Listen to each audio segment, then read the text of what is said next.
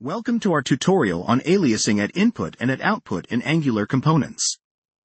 In this example, we start by importing the necessary decorators from the Angular core library. Next, we define a new Angular component with the selector app example.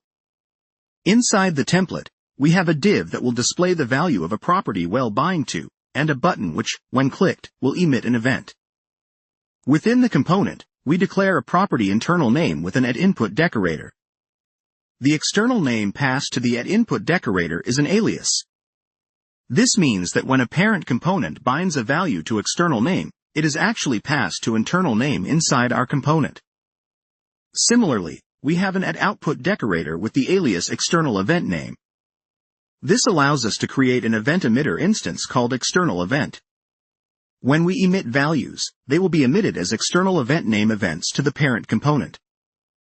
After defining the input and output with aliases, you would typically add the rest of your component's logic in this area.